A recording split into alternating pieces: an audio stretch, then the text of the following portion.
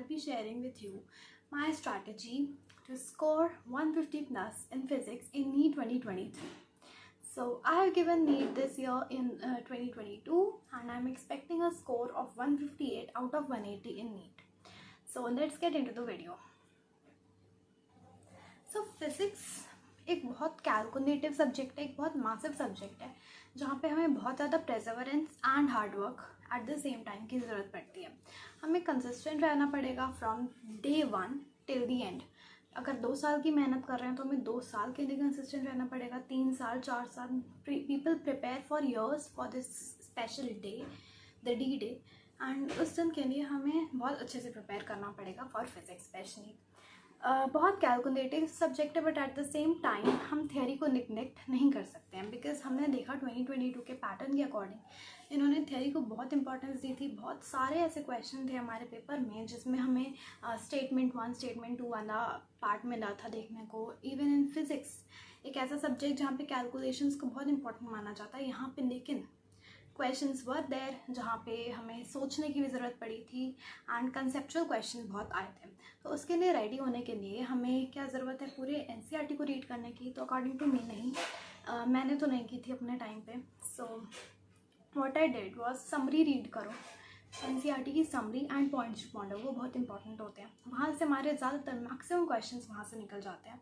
सो हमें make sure करना है कि हम हर चैप्टर की summary and points to ponder साथ के साथ पढ़ते जा रहे हैं, एंड तक उसे रिपीट कर रहे हैं वरना हम भूलना शुरू कर देते हैं. एंड उनसे काफ़ी क्वेश्चन बन सकते हैं, एग्जामिनर फ्यूचर में बना सकता है एंड अभी बना भी चुका है. Okay, so the next part, कौन से ऐसे चैप्टर्स हैं जिसकी मैंने रीडिंग करी थी एनसीईआरटी की वर्ड टू वर्ड. कुछ ऐसे चैप्टर्स होते हैं, फॉर एग्जांपल मॉडर्न फिजिक्स के जितने भी चैप्टर हैं, चाहे वो आपके बोर्ड एग्जाम हो चाहे वो आपका नीट हो, दोनों के लिए वो बहुत इंपॉर्टेंट होता है कि हम उनकी थ्योरी अच्छे से रीड कर रहे हैं.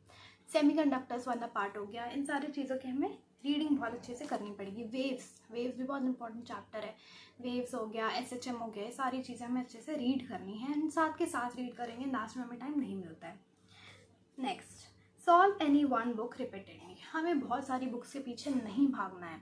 बहुत सारे ऐसे बच्चे होते हैं जो एक साथ बहुत सारी बुक सॉल्व करना शुरू कर देते हैं. रोडोव भी पकड़ ली है, एस.सी. वर्मा पकड़ लिए, डी.सी. पांडे मॉड्यूल कर रहे हैं, बहुत सारी चीज़ें हैं. बहुत ज़्यादा उनकी प्रेपरेशन फिर अप्स एंड डाउन शुरू हो जाते हैं आने में बिकॉज वो एक चीज़ पे इतना ज़्यादा टाइम स्पेंड कर देते हैं कि इतना मासिव सिलेबस वो कवर नहीं कर पाते हैं. तो आपको ये इंश्योर करना है कि आप एक बुक को करो लेकिन बहुत अच्छे से करो, उसका कोई क्वेश्चन मिस नहीं होना चाहिए. अगर आप अपना मॉड्यूल कर रहे हो तो मॉड्यूल को करो. फॉर एग्जांपल मैं आकाश की स्टूडेंट थी तो मैंने आकाश का मॉड्यूल बहुत डिलिजेंटली फॉलो किया था एंड उसी के क्वेश्चन मैं सॉल्व करती थी और कुछ भी मैंने नहीं यूज़ किया. मैंने एस.सी. वर्मा भी खरीदी थी लेकिन मैंने वो करी नहीं सॉल्व कभी बिकॉज मैंने स्टार्टिंग में जब की थी तो उसमें मुझे बहुत टाइम लग रहा था, फिर मैंने उसे छोड़ दिया बीच में एंड नहीं किया, मैंने सॉल्व नहीं किया उसे. तो आपको ये इंश्योर करना है कि आप ये वाली मिस्टेक नहीं कर रहे हो. किसी एक बुक के पीछे टाइम वेस्ट नहीं, मतलब मल्टीपल बुक्स के पीछे टाइम वेस्ट नहीं करना है. एक बुक को लेना है और एक बुक को ही सॉल्व करना है from the starting till the and, जब तक आपका एग्जाम नहीं हो जाता. ठीक है. Next, make formula sheets and do revise them. हम फार्मूला शीट्स तो बना लेते हैं बट उसे रिवाइज करना भूल जाते हैं.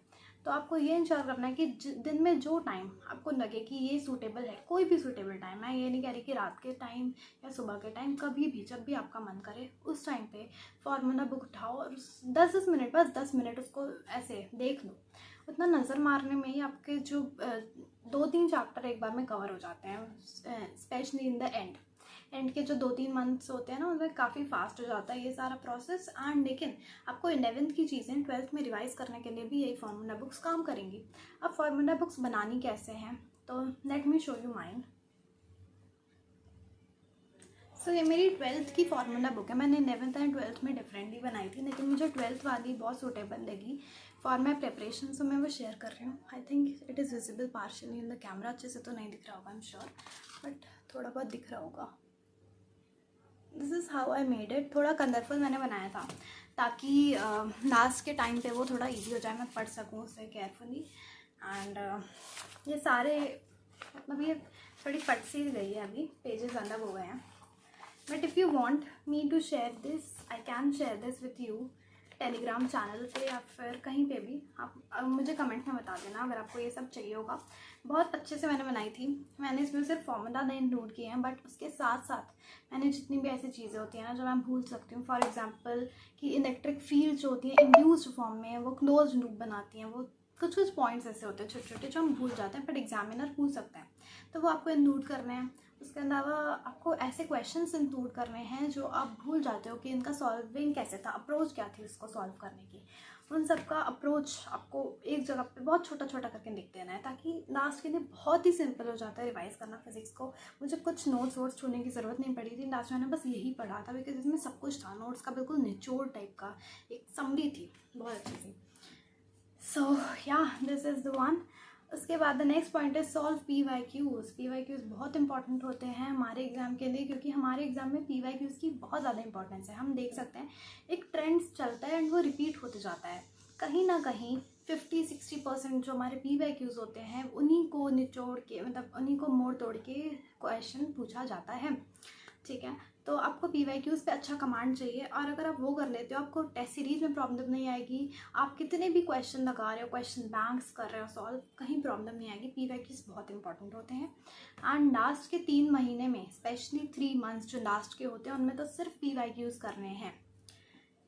Next point is follow your teacher. आपके टीचर आपको जो कह रहे हैं, जैसे कह रहे हैं, उन्हें फॉलो करना है। यस, बहुत बार ऐसे मैंने देखा है मेरे बैचमेट्स को भी कि टीचर कह रहे हैं कि ये वाली बुक करो, ये वाली बुक करो, बट वो कुछ और ही कर रहे हैं। वो कुछ ऐसा कर रहे हैं कि मतलब जो जिसकी ज़रूरत नहीं है हमारे को इस एग्ज़ाम में, इस पर्टिकुलर एग्ज़ाम में JEE लेवल की बुक्स कर रहे हैं सॉल्व। तो उन सब चीज़ों की ज़रूरत नहीं है। जो आपका टीचर कह रहा है कि ये करो वही करो, और साथ के साथ करो। अगर टीचर ने होमवर्क दिया है कि इस वीक में ये चीज़ कर लेनी है तो कर लेनी है। मेरा वीकेंड वाला बैच था, हमारे को ऐसे होमवर्क मिलता था कि नेक्स्ट वीक तक इतना पार्ट रिवाइज करके रखो, फिर उसकी कैट एंड लिस्ट सॉल्व करो, ये सारी चीज़ें। तो वो साथ के साथ जब मैं करने लगी थी 12th में, मैं 11th में इतनी सीरियस नहीं थी, बट जब मैंने 12th में ये सारी चीज़ें स्टार्ट कर दी थी तो मुझे बहुत फ़ायदा हुआ था उस चीज़ का। तो आपको भी ये सारी चीज़ें इंश्योर करनी है, एंड अगर आप ये सारी टिप्स फॉलो करते हो, nobody can stop you from excelling in NEET exam. So that's it for the video. आपको इस चैनल पे जो भी चाहिए, जो भी कंटेंट चाहिए, जो भी मेरे नोट्स चाहिए या फिर फॉर्मूला शीट्स चाहिए, जो कुछ भी चाहिए वो आप मुझे बता सकते हो in the comment section down below. अगर ये वीडियो अच्छी लगी हो, like this video, share it with your friends and motivate करो यार। Thank you, bye bye.